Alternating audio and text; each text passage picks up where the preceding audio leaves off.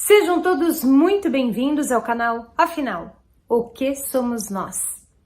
A Sueli, em fevereiro desse ano, ou seja, 2021, contraiu o vírus da Covid-19.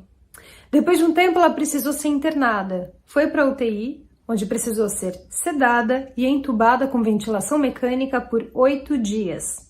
Foi aí que ela teve uma EQM muito esclarecedora sobre vida e morte. Vamos conhecer a história dela?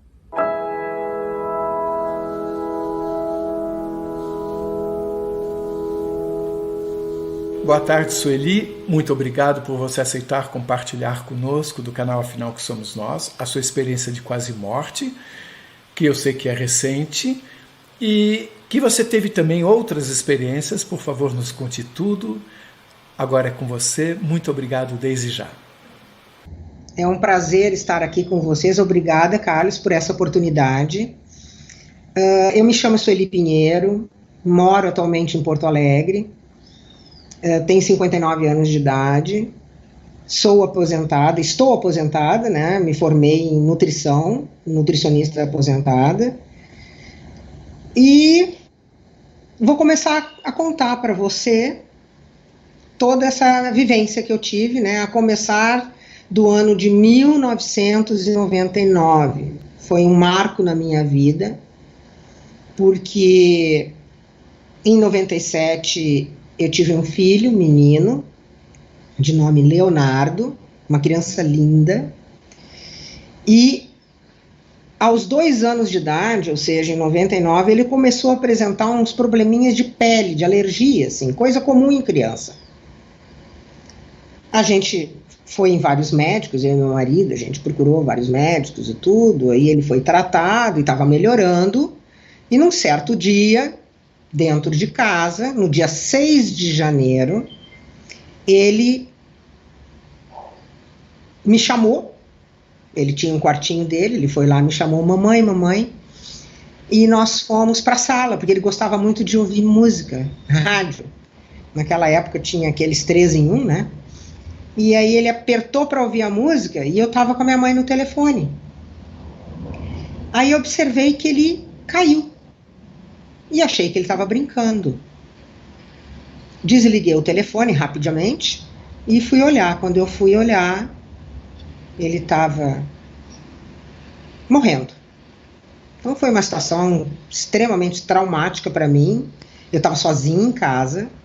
O que eu fiz? Eu abri a porta do meu apartamento, comecei a berrar para ver se alguém escutava e ao mesmo tempo eu pudesse estar fazendo respiração boca a boca nele. Eu nem soube fazer direito, né, porque o desespero é tão grande. Nisso veio, a gente conseguiu, né, meu marido veio, a vizinha ouviu meus gritos, ligou para o meu esposo, que trabalhava bem ali pertinho, ele veio correndo, levamos ele para o pronto-socorro. Ele foi, na verdade, ele foi através da SAMU, né, e levaram até o pronto-socorro, e lá a gente teve a triste notícia que não conseguiram reanimar ele.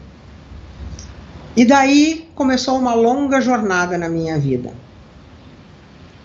Porque eu sempre tive medo da morte.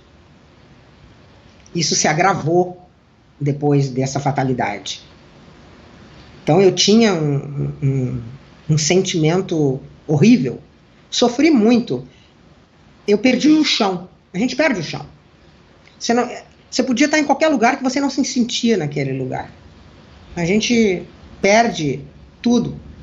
Mas foi ali, através desta fatalidade na minha vida, tá? Porque quando eu vi ele no chão, eu senti que só ficou o corpo dele ali. Isso foi um sentimento que eu tive. Mas que alguma coisa que animava aquele corpo foi para outro lugar. Eu estou sendo honesta contigo, foi exatamente isso que eu senti. E eu fui em busca desse lugar. Então, a partir daí, eu comecei a ler, né? Amigos meus me presenteavam com livros de espiritismo. Li também o Charles Leadbeater, que era um amante da teosofia, né? Seguidor da Madame Blavatsky, que é a fundadora da teosofia. Comecei a ler vários livros, né, de várias budistas, tantos outros, né, que existiam, que estavam disponíveis. Comecei a ler. Mas eu tinha muita dificuldade Porque, para me ajudar, as pessoas me levavam num centro espírita, me levavam dentro de uma igreja, me levavam até as carmelitas, né? Tudo para trazer um certo conforto, para amenizar o meu sofrimento. Fiz tratamento com psicóloga, né, para aguentar tudo isso. E nessa caminhada, né, onde eu transitei por tudo, eu acabei por decidir que eu precisaria experimentar, na verdade, alguma coisa que me desse certeza desse lugar. Porque até então, tudo que eu tinha vivido não me trazia certeza de nada. Me parecia muito comum o que diziam: não, ele está bem, não, ele está em paz, está no reino dos céus. Então aquilo não me confortava. Inclusive uma mãe, né, muito religiosa, que também perdeu uma filha, ela me disse: Sueli, entrega para Deus. Quando ela falou isso para mim, você não faz ideia do que eu senti, Carlos, porque a dificuldade que eu tinha de entregar para Deus. Falei, mas Deus foi cruel comigo. Ele tirou meu filho faleceu, ele ainda usava fraldas, quem é que vai cuidar dele? Olha só, tudo isso aí eu pensava. Então, passado tudo isso aí, o que aconteceu? Uma vez por semana a gente ia visitar meu sogro, que morava perto de mim, meu sogro e minha sogra. Então eu fui até lá e fui até a biblioteca dele para ver se teria algum livro que eu pudesse ler, né, que me interessasse. Eu me deparo com um livro chamado Telefone para o Além. Peguei esse livro, abri a primeira página e vi uma dedicatória, que era da filha dele, porque meu sogro, ele também perdeu uma filha com 22 anos de idade, de câncer. E aquilo ali me deu uma emoção muito grande quando eu abri aquele livro. E o conteúdo daquele livro, ele trata da transcomunicação instrumental. Ele é o livro do Friedrich Jungerson, que é um dos pioneiros. E a história dele, o que ele conta, é uma coisa fantástica sobre a experiência que ele teve, né? E aquele livro começou a me encantar. Aí eu fui para a internet buscar orientação sobre esse tema, transcomunicação instrumental. E consegui um contato com 2 pesquisadores que já tinham trabalhos nessa área. Começaram a me orientar como fazer. E eu comecei a fazer. Né? O que é a transcomunicação instrumental? Só para que as pessoas entendam. A transcomunicação é a comunicação transcendental através de equipamentos eletrônicos. Os espíritos se comunicam através de aparelhos eletrônicos. Pode ser através de gravador, de rádio, de televisão.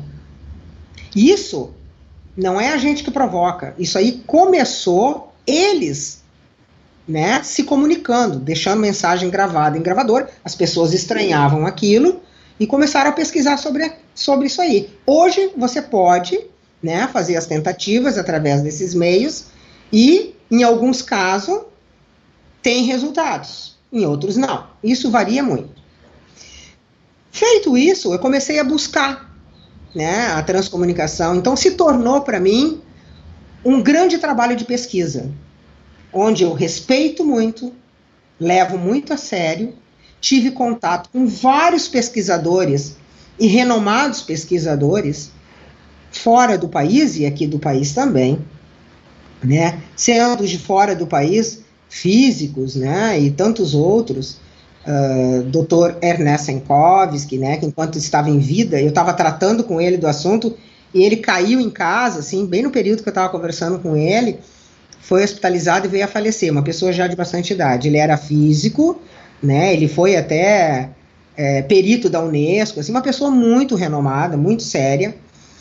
Tem um livro que ele me mandou da Alemanha, assim, de 400 e poucas páginas em alemão, que eu gostaria até de traduzir, mas infelizmente ainda não tive condições de fazer isso. Mas ali é a matemática da transcomunicação, tá?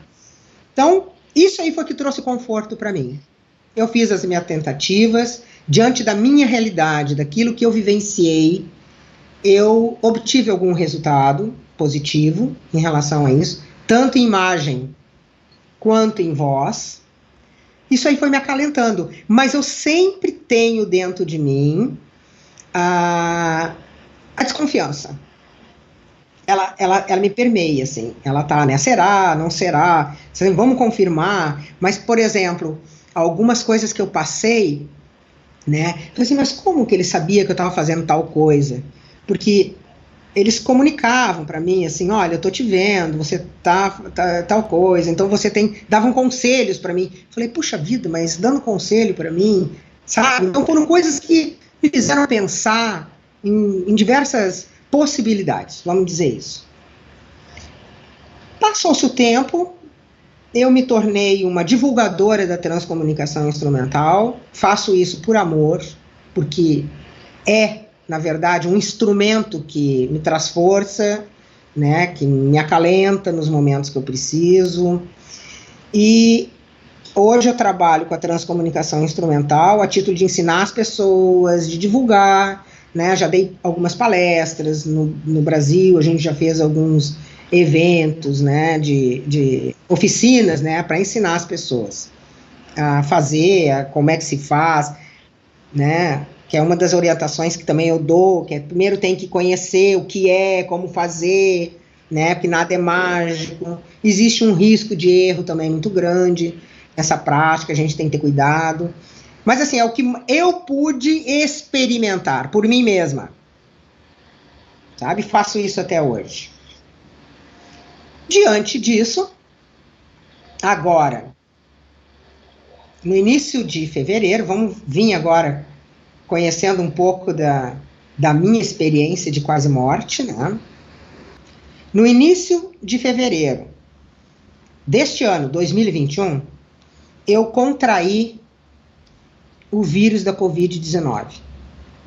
Alguns estão dizendo, a gente não sabe, se é a nova variante. Provavelmente é, porque ele foi bem agressivo. Aqui onde eu moro, como a gente sabe em todo o Brasil, né, Carlos? Tá um caos, né?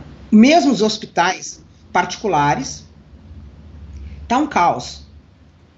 As pessoas estão falecendo, né? As pessoas estão em fila de espera. Eu tive sorte, porque foi no início de fevereiro, porque o pós-carnaval, que foi lá acho que foi lá pelo dia 15, 16, se não me engano, entre essa semana aí, piorou muito, aí eu estava no hospital ainda. Mas, ao pegar o contrair, que eu desconfiava que eu estava com o vírus, era muita dor de cabeça. Assim, ó, não tinha posição para eu colocar a minha cabeça. Comecei com uma tosse seca, que não persistiu depois, uma dor no corpo, aí eu tive diarreia, um enjoo, assim, ó, e vai começando a te deixar mais fraca. Então, o que a gente fez? Todo mundo aqui em casa pegou. Meu filho pegou, meu marido pegou, a minha irmã, que é vizinha de porta, pegou, meu cunhado, a minha outra irmã, que não estava tendo contato físico, pegou casualmente no mesmo período. Os filhos dela pegaram. Então, assim, pegou toda a família. Eu comecei a me sentir mal, falei, bom, eu vou até o hospital. E fui. Passei pela triagem, fiz o PCR, deu positivo. Resolvi ir até a emergência do hospital. Eles fizeram o exame em mim e verificaram que meu pulmão estava limpo, fizeram tomografia. Me deram Dramin, porque eu tinha muito enjoo, estava muito enjoado, com muita dor de cabeça, e viram, olha, Sueli, vai para casa, né, eu estava com um pouco de febre, toma o Tilenol, né, e faz repouso, e vamos observando. Vim para casa. Comecei a passar mal, a piorar.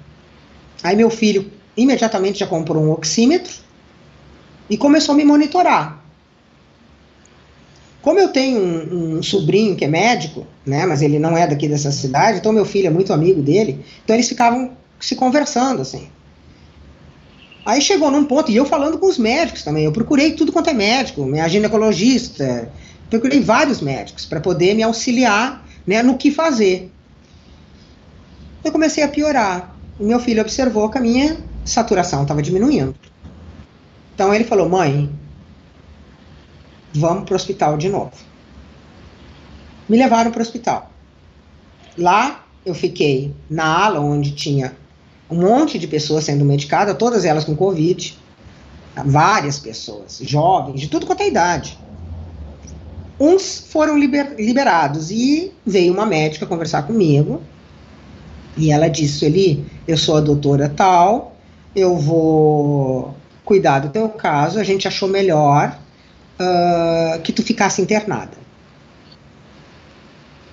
Aquilo me deu uma coisa assim, ai meu Deus do céu. Né? Fiquei pensando, com medo de morrer, sabe? Com medo de morrer. Tomei soro, estava me dando soro, já começou com a medicação ali mesmo, porque não tinha leito disponível, né? Então eu fiquei ali na poltrona ali horas. Aí depois fui para um setor de emergência, fiquei também, até que foi pouco tempo, fiquei umas 4 horas lá esperando, mais ou menos isso, e depois foi liberado um quarto para mim. Você não pode ficar com nenhum acompanhante, por causa do risco do contágio. Então assim, ó, toda pessoa que está com o Covid, ela é potencialmente transmissível. Então assim, ó, não, parente nenhum pode ficar com a gente. Você fica sozinho. E eu fiquei sozinha no quarto.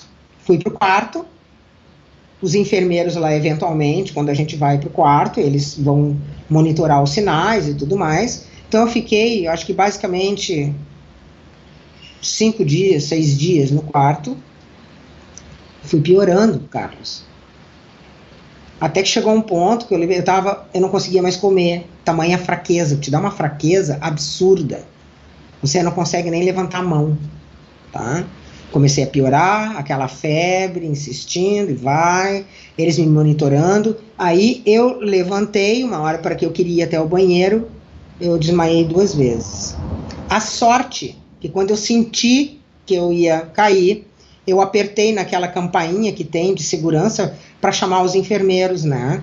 Eu apertei. Aí eu vi que eles me encontraram, vários assim em volta de mim depois. Eu estava no chão e me colocaram na cama depois e viram que eu estava com quase 39 de febre. A partir desses episódios, a médica chegou até mim e disse assim, Sueli, para a gente ter mais segurança, vamos até a UTI. Eu vou te mandar para a UTI. Até porque tu não está tendo uma resposta, mesmo com oxigênio, tá, de saturação boa. E eu subi para a UTI. Ao chegar lá, eles me fizeram uma incisão, né, para botar eles chamam de acesso, né, é como uma microcirurgia que fizeram. E eu tava ali, com um medo absurdo. E eu falei para ela, não me deixa morrer. Eu preciso viver. Porque eu quero voltar pro meu filho. Eu pensei muito no meu filho, João Henrique. Foi a coisa que eu mais pensei, embora eu tenha outro do outro lado, eu sentia que não podia acabar ali. Foi isso que aconteceu.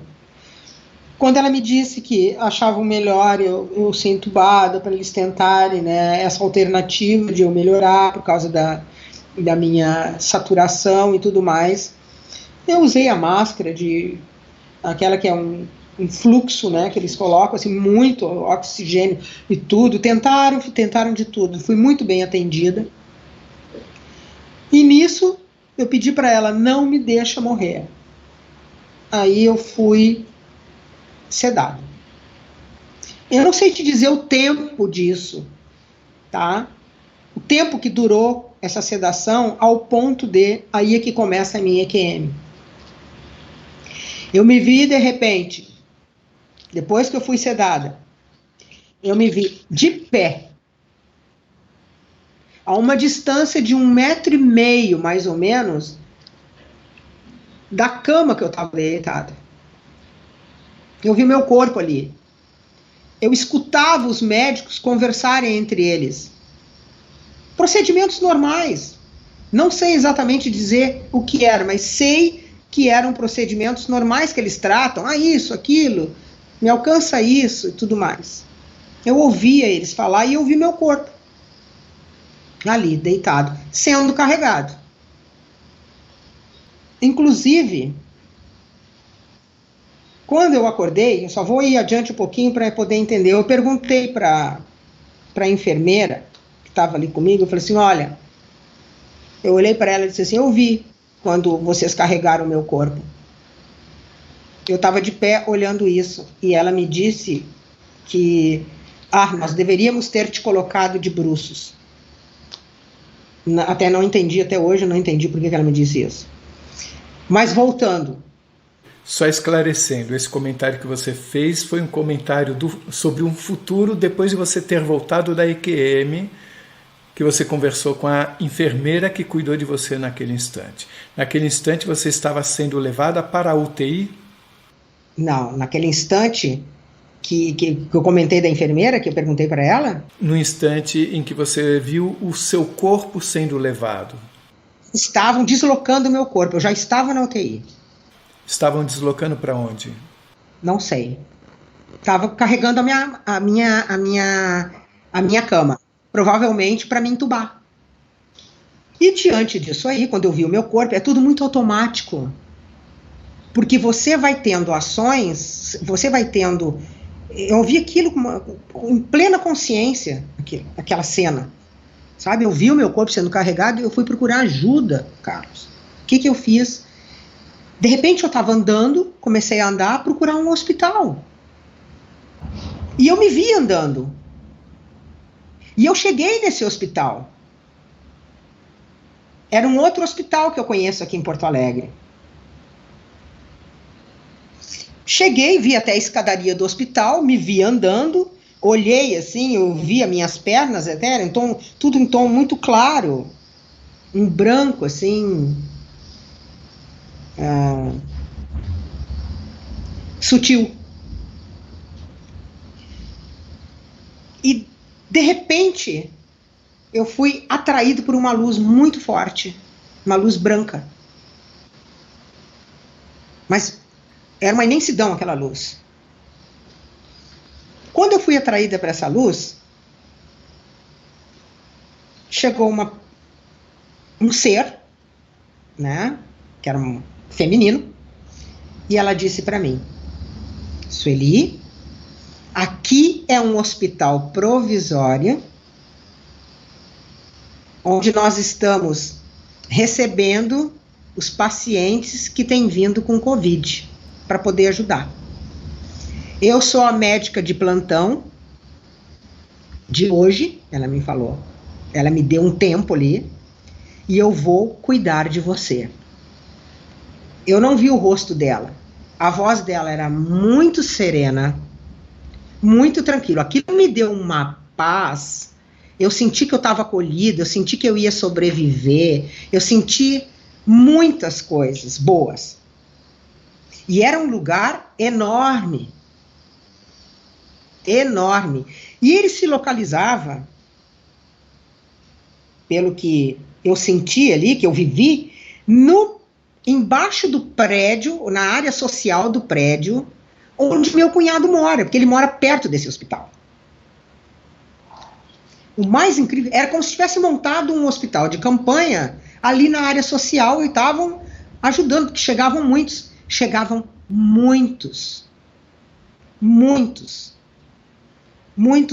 vamos chamar de espíritos, muitos espíritos, né? Porque meu corpo estava num outro hospital e eu estava ali. Então chegavam muitos, eu via muita movimentação.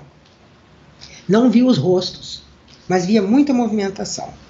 Pessoas chegando e tudo, e os médicos cuidando, né? E daí eu comecei a escutar a voz do meu cunhado. Coisas triviais, ele conversando com a minha cunhada. Eu escutava a voz dele. Ele pedindo alguma coisa para ela, ele como se estivesse dentro de casa conversando com ela, coisas normais, de dia a dia. Me alcança isso, não sei o que lá. E eu pensei, puxa, será que ele não vai vir aqui me ver? Eu estou aqui tão pertinho dele. E nisso, se apareceu, se descortinou uma outra cena, assim, na minha frente, onde estávamos várias pessoas, vestida com um avental, aquela roupa de hospital que eles colocam, que é um aventalzinho, de cor laranja, não era branco, não era azul, bem diferente do que eu estava usando no hospital. Que lá tinha cores variadas, um azulzinho, às vezes um rosinha. Não, era cor laranja. Várias pessoas numa sala de nebulização. Mas uma coisa diferente, estávamos todos em círculo. E eu vi a minha irmã. A minha irmã, a mais nova, que eu não sabia que ela também tinha sido hospitalizada. Eu não sabia disso. Porque ela entrou no hospital, eu fui entubada, vamos supor assim, no dia 15, e ela entrou no hospital no dia 16. Foi algo assim. E eu não sabia que ela tinha ido para lá. Já estava entubada. E eu conversava com ela. E ela me orientava como é que eu tinha que fazer para aspirar. Então vinha naquela sala, assim, com um monte de pessoas em círculo, vinha assim, ó, aquela fumacinha, sabe? Que não era... A gente sabe que nessa vida aqui, a nebulização é individual. A gente coloca aquela máscarazinha e fica nebulizando. Lá era diferente. A fumaça vinha do ar, assim, era uma sala que vinha fumacinha do ar, e ela ficava assim, que chegava, tu não conseguia ver o outro, que estava ali do outro lado. Aí você inspirava, aquilo dava um alívio maravilhoso. E eu continuava conversando com ela. Ela falou assim, agora inspira, Sueli, ela dizia para mim. Eu falei, ai, mas que coisa maravilhosa. Então eu ficava esperando o novo momento dos jatos de nebulização para poder dar aquela sensação gostosa de que a gente ia abrir os brônquios, respirar. Eu falei, ai, que coisa boa. Sabe? Foi uma coisa incrível. E estávamos em muitos ali. Mais adiante, passada essa sensação e tudo mais, eu também me vi deitada. Quer dizer, me vi não. Eu estava deitada numa cama, que eu sabia que eu estava ali, com várias camas do lado, vários do lado. Tinha um do lado do outro ali. Ali como se fosse uma... Me lembrou até um altar. Eu digo que é um altar de igreja pelo seguinte, por causa do tom de luz que tinha. Uma luz de vela, vamos dizer assim. Tá? Uma luz de vela, uma luz muito gostosa, meio âmbar, assim, sabe? Tava tudo muito gostoso, eu respirava normal, eu só estava deitada ali com várias pessoas do meu lado, nas suas camas também. Era um monte de pessoas. E eu escutava uma música que eu não conhecia até então. Essa música, ela dizia assim, segura na mão de Deus, segura na mão de Deus. Então eu ouvia esse refrão, só esse refrão. Vozes masculinas e femininas. Era uma delícia. Eu fiquei escutando aquilo, eu não posso dizer tempo, mas é como se fosse os 8 dias que eu fiquei 8 dias entubada. Os 8 dias eu escutei aquela música. Inclusive depois, quando eu acordei, continuei escutando. Os 4 dias. Então aquilo ficava, aquela música. E eu rezava. Eu rezava muito. Falei, meu Deus. Rezei para Jesus. Rezei para quem você pode imaginar, eu rezei. Tá? De todos aqueles que eu lia. Eu rezei até para Bezerra de Menezes. Tá? Que era um espírito, né, muito conhecido, muito respeitado dentro do espiritismo. Então, eu pedia para ele, a falange, que os espíritos me ajudassem, que eu precisava voltar, tá? Que não me deixassem morrer. Rezava, Pai Nosso, Ave Maria, tudo isso, rezava. Rezava, assim, consciente que eu estava rezando, né, e pedindo. Em seguida, eu me vi dentro de um quarto. O quarto estava escurinho, com uma corzinha, com uma luz muito muito pouquinha, mas ao ponto de eu ver o meu filho ali e meus 2 sobrinhos ali comigo. Mas para minha surpresa, tá? Eu deitava na cama e eu olhei para baixo, que eu vi que algo se mexia perto de mim. Eu não tinha aparelho nenhum, não estava com nada. Eu estava só na cama. Eu olhei para baixo e vi a minha cachorrinha. Uma cachorrinha que eu tive por quase 15 anos. O nome dela era Pituca. Era uma Cocker Spaniel, cor caramelo. Ela ficava do meu lado. Então ela se movimentava, mudava de lugar, mas se enroscava sempre pertinho de mim. Ela dava uma volta, voltava e ficava ali do meu lado, a Pituca. Coisa mais querida. Ela foi em 2014, quando ela partiu, né? Já velhinha, partiu já com bastante idade, 15 aninhos, e ela estava ali. Então, eu quase como se eu estivesse me sentindo em casa, né? Tudo que eu conhecia estava ali perto de mim. Eu não senti em nenhum momento dessa experiência, senti medo, tá? Eu só que pedia para voltar. Senti dor, não senti nada. Nesse mesmo quarto que eu estava, onde a minha cadelinha estava do lado, eu olhava para cima como que se abrisse uma tela enorme. Uma tela de TV. Vamos dar esse exemplo aí, porque fica difícil eu explicar como é que foi feito isso, né? Porque ali, tudo que vinha para mim, as orações que vieram para mim, que eu sei que foram muitas pessoas, eu tenho um grupo de amigos também, de mais de 60 pessoas, que se reúnem toda semana para estudar, e eu sei que eles fizeram muitas orações.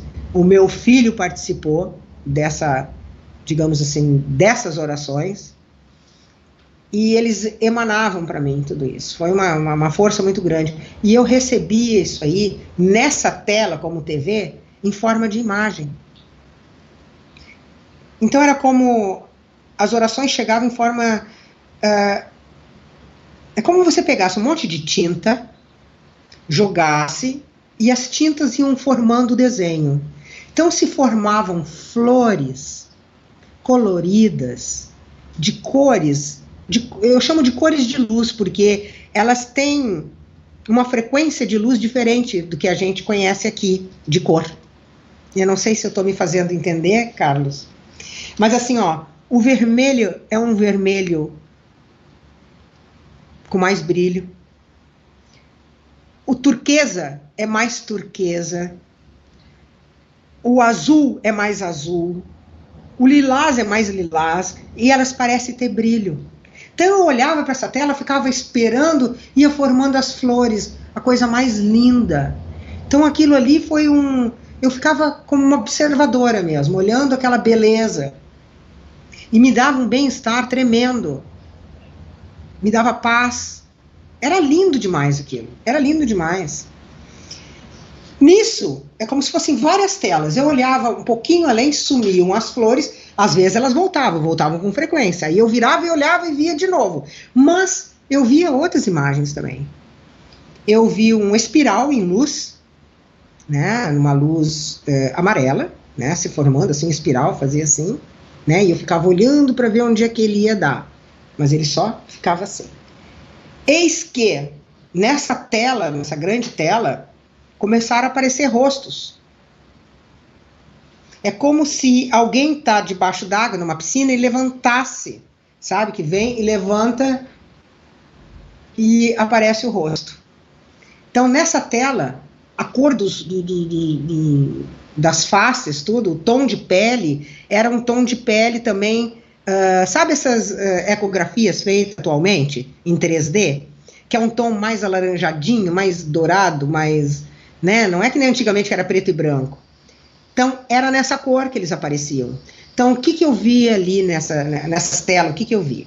Eu vi a minha mãe, já falecida, ela botou o rosto. Então, eu via eles daqui para cá, ó, dava para ver os braços, né? Como assim, daqui para cima. Ela botou o rosto, serena, bonita, saudável. O meu pai, também falecido, eles todos joviais, assim. E meu pai falava comigo. Ele gesticulava, ele falava, ele conversava comigo. Eu não ouvia a voz dele, eu sentia a voz dele. É uma coisa diferente. Então, eu sentia que ele não estava gostando que eu estava ali. É como se ele dissesse para mim, você não tem que estar aqui. E eu vi o meu filho. O meu filho colocou 2 vezes o rostinho, embora ele tenha falecido bem criança aqui, com 2 anos de idade, eu o reconheci. Ele sorria, ele colocou 2 vezes o rostinho ali, para se mostrar para mim. E eu comecei a rir, eu fiquei feliz de ver ele. Eu só não conseguia alcançar, porque eles só apareciam para mim. Qual a idade aparente do seu filho quando ele apareceu? Uns 20 e poucos anos. Ele jovem, assim, um adulto jovem. Né, o rostinho, eu me lembro até agora do olhinho, que ele tinha um olhinho mais puxado, assim, ele sorria, ele estava feliz, mostrando que estava feliz. E outras pessoas que apareceram nessa tela que eu não conheço, outros rostos, né? Alguns transcomunicadores, uns que eu conheci aqui, não digo nem pessoalmente, né? Mas outros que eu não conhecia, só através da literatura. Foram eles 3 transcomunicadores. Doutor, quem conhece transcomunicação sabe quem foi, Dr. Ernest Enkowski, que foi o primeiro que se apresentou para mim. Klaus Schreiber, que foi o precursor, digamos, da transimagem, que é através da TV, né? Que ele conseguiu captar espíritos através da imagem, através da televisão. O Adolf Holmes, que era uma sumidade em fenômeno, né? Tinha um trabalho maravilhoso, espontâneo também. Hannah Buschbeck, que também foi uma pesquisadora. E engraçado, o que eu mais me lembro, Dr. Ernest Enkowski, ele apareceu rindo para mim, e o Klaus Schreiber apareceu mostrando uns aparelhos para mim, que eu não consigo definir, mas eu vi que eram aparelhos. Eles tinham umas certas antenas, tá? Eu não consegui definir, né? Agora eu não me lembro, mas eu vi atrás dele alguns aparelhos que tinham, que seriam algumas antenas.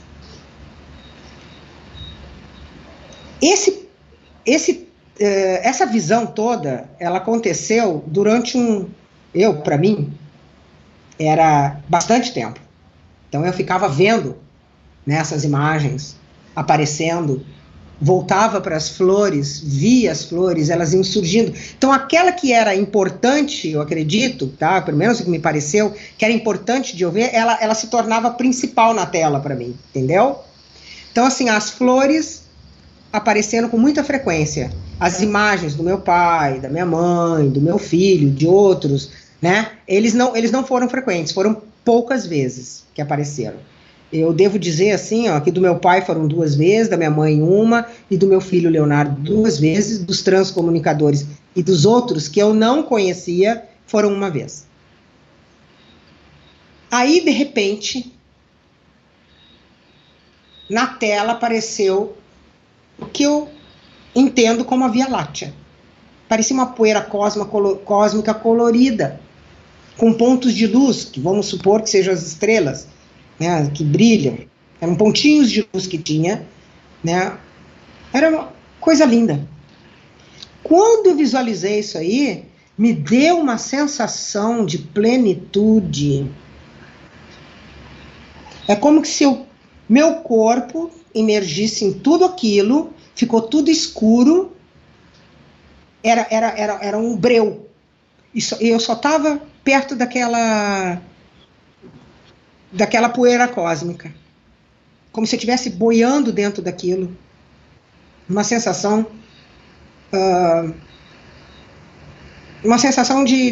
do todo, assim, ó, que eu fazia parte daquilo, que aquilo era a origem, que aquilo era o fim, tá? Mas que aquilo existia ao mesmo tempo, estava presente dentro da gente. Era uma coisa impressionante.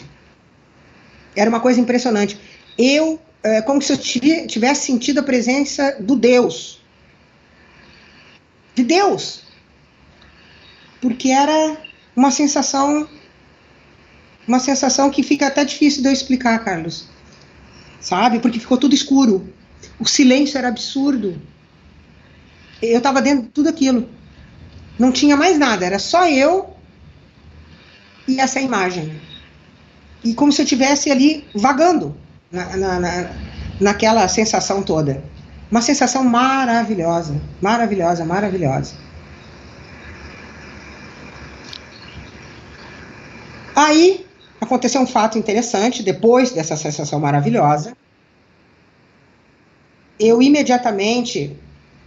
Eu estava de novo numa cama de hospital, e aí que veio um fato, até conversei com meu filho para perguntar, porque como ele me acompanhou, né, acompanhou assim, ele visitava, né, ele tinha horários e minutos para ficar me olhando ali na CTI, né, que a gente ficava dentro de box, né, individuais, e ele sempre me disse, mãe, era tudo escuro, tu estava entubada e tudo mais. Então eu me sentia naquela cama, tinha uma certa luz, mas era uma luz gostosa, uma luz quente, nada que me afetasse o olhar e tudo mais. Eu estava de olhos abertos e ouvi uma enfermeira, eu sei que ela não era médica, ela era uma enfermeira, ela perguntou, Sueli, você quer tirar o tubo? Aí eu falei para ela que eu queria. Ela falou assim, então tá, eu vou falar com o doutor. E eu vi ela conversando com o doutor. Olha, a Sueli quer tirar o tubo. Aí ela voltou, né, a sensação que eu tive é que ela foi até um lugar falar com ele, depois ela voltou. Aí ela voltou e disse assim, olha, o doutor vai tirar teu tubo, mas a responsabilidade é toda tua. E eu disse para ela que sim, que a responsabilidade é minha. Não estava com medo, não estava com nada. Ao mesmo tempo, eu me senti, aí sim eu senti o tempo. Parecia estar demorando para ele fazer esse procedimento, tirar o tubo. Só que quando eu virava a cabeça, eu sentia que tinha uma pessoa do meu lado. Aliás, tinha uma presença masculina do meu lado o tempo todo. Que eu também não vi o rosto. Mas era uma presença masculina de homem jovem.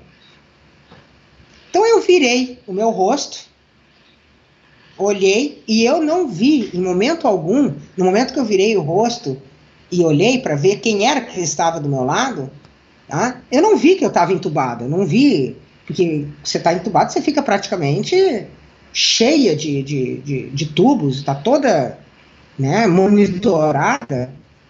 Nada disso, eu estava com o corpo sem ter nada. Como se estivesse aqui agora, como eu estou agora aqui. Então nada disso, foi uma coisa que me confundiu muito, porque eu perguntei para o meu filho, será que isso aí foi quando eu já estava acordando? Ou será isso aí ainda faz parte, né, do processo que eu estava vivenciando? Ele disse, mãe, não tinha como tu virar de lado. Né? Tu estava toda cheia de equipamento. E o quarto sempre estava escurinho. E ali estava bastante claro, eu ouvia ela conversando com o médico e tudo. E foi uma coisa que me deixou em dúvida. Em qual realidade eu estava vivendo naquele momento. Me deixou muita dúvida. Bom, passado isso tudo, eles começaram, como eu fui pronada, né, quando eles colocam a gente de barriga para baixo, assim, eu comecei, segundo o meu filho me disse, que nada disso eu senti. Nada. Ele me disse que eu comecei a ter uma boa resposta. Inclusive ele comenta sempre que foi assim, ó, que a médica foi de uma perspicácia incrível, porque para pronar também tem que ter uma manobra que requer cuidado, né? Que isso aí pode complicar ou não. Pode salvar a vida como pode complicar. Então assim, ela foi no momento certo e no tempo certo que fizeram isso em mim. Foi isso que meu filho me disse.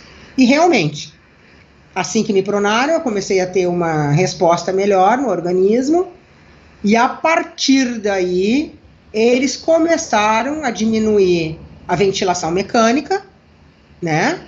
Eu comecei a responder bem com o meu próprio pulmão, graças a Deus, eu comecei a responder bem, e fui estubada. Né? Depois de 8 dias eu fui estubada. Quando eu acordo, quando eles começam a diminuir a tua sedação, você dorme um pouco, acorda, mas aí eu já estava bem, sabendo que eu estava ali num quarto, num box ali, e aí é que vem aquela sensação, eu vou chamar de quando a gente volta pro corpo mesmo, né?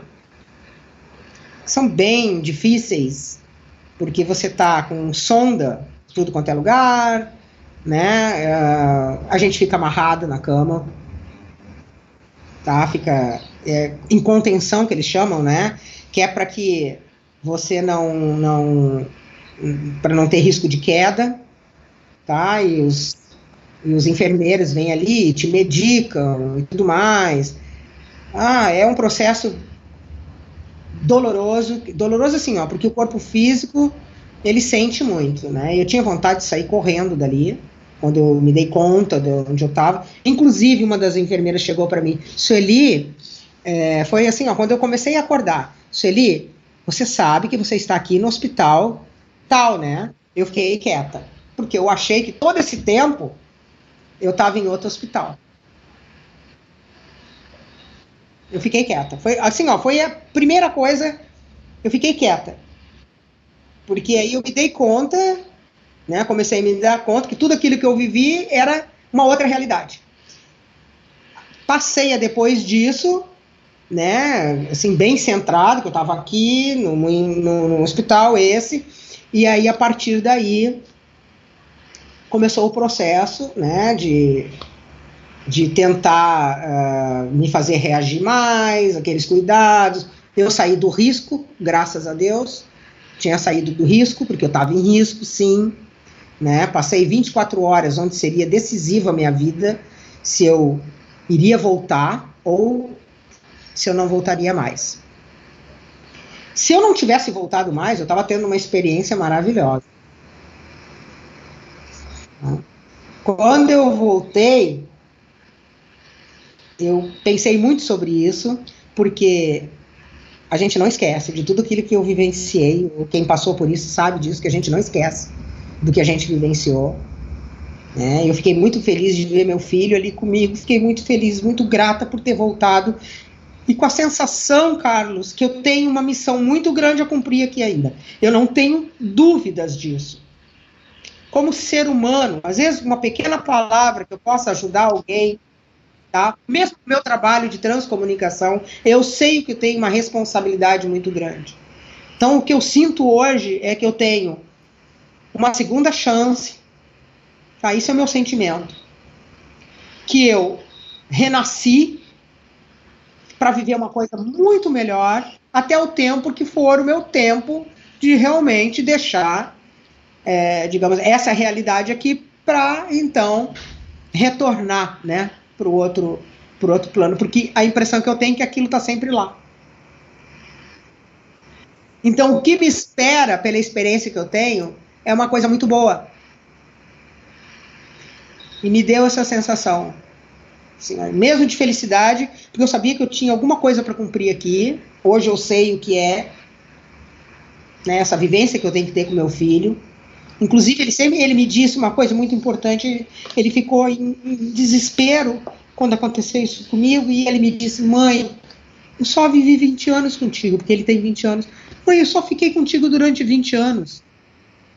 Então eu estava desesperado, porque eu queria viver mais contigo. 20 anos é muito pouco.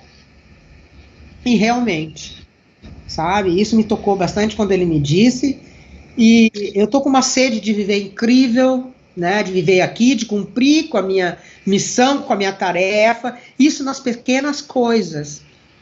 Eu não almejo grandes coisas.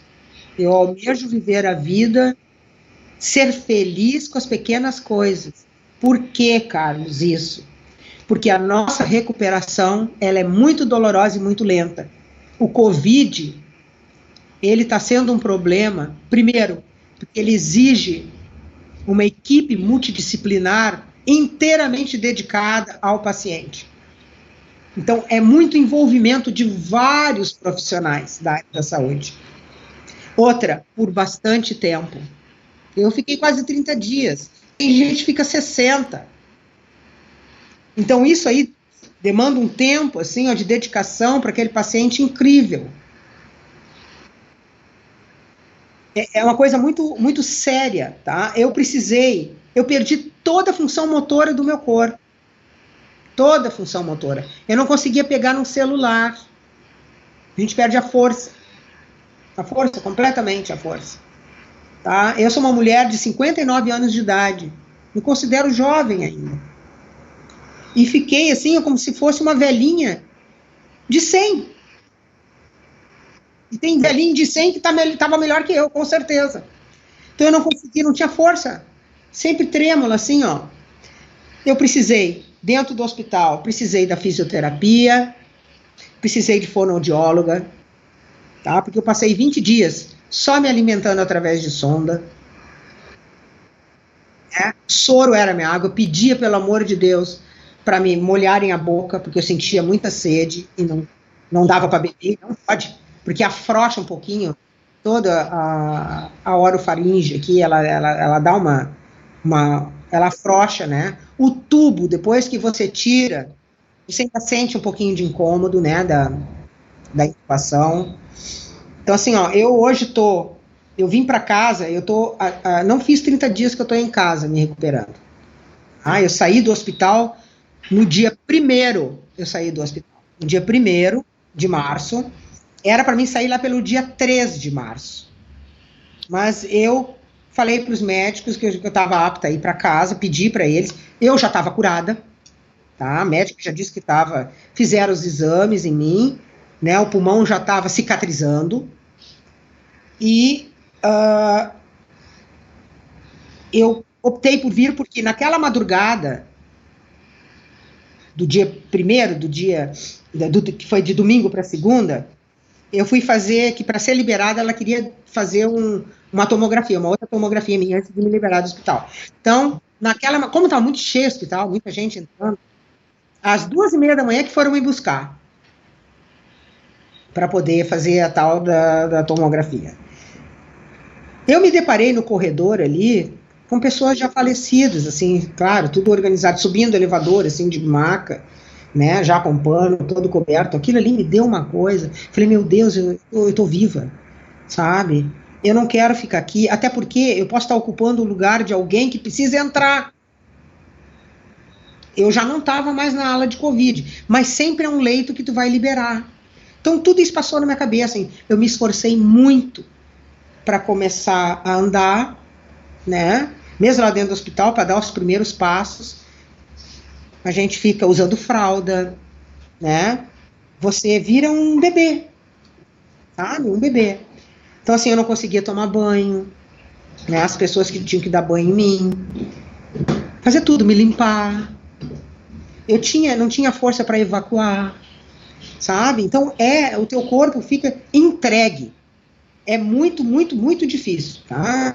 Todos, praticamente, que sofrem o processo, principalmente o processo da intubação, faz parte disso aí. O fisioterapeuta diz que isso se chama polineuro, ele deu um nome. Agora não estou me lembrando, polineuro, alguma coisa assim, que os músculos ficam totalmente sem função, precisam ser reanimados de novo, né, digamos assim, que é para casa do cérebro, uma coisa assim, que manda o comando, e aí tu não tem um reflexo, né, porque eu não conseguia levantar, não sabia o que era levantar. E, a partir daí, eles fizeram uma fisioterapia, comecei a andar de andador lá, então, para ter mais autonomia sobre o meu corpo, eu comecei a me esforçar muito. É um cansaço absurdo, é como se eu tivesse... O passo que eu dava da cama até o banheiro com o andador é como se eu tivesse ido até o litoral e voltado, a pé. Tá? Pra vocês terem uma ideia do que é isso aí. Então, saí no dia 1º, vim para minha casa, dei continuidade no tratamento da fisioterapia. Hoje, estou me sentindo fortalecida, bem fortalecida, né? Ainda tenho, né, um pouco ainda de fraqueza, assim, que faz parte, né? Mas já tô no caminho, assim, do 100%. Sueli, nós estamos fazendo uma exceção nessa entrevista, porque hoje nós estamos no dia 25 de março, faz 25 dias que você saiu do hospital, e nós vamos publicar em seguida, assim que pudermos, essa entrevista, porque diz respeito ao Covid. E aí, a minha primeira pergunta é a seguinte: você entendeu de alguma forma o que é esse Covid? O que ele está fazendo aqui entre nós? Por que nós estamos passando por isso? Quando você estava nesta outra realidade? Não deixe de assistir a segunda parte dessa entrevista, que já está disponível, onde a Sueli responde perguntas a respeito da EQM que teve durante a Covid-19. Se você gostou, por favor, se inscreva no nosso canal. Dê muitos likes, faça comentários, compartilhe com seus amigos, toque o sininho que você sempre fica sabendo assim que chega vídeo novo. E se você tem alguma dúvida ou passou por uma EQM e gostaria de compartilhar a sua história com o mundo, por favor, nos escreva. O nosso e-mail é afinal.oquesomosnós@gmail.com. Essa é uma nova fronteira do conhecimento humano. Vamos juntos atravessá-la?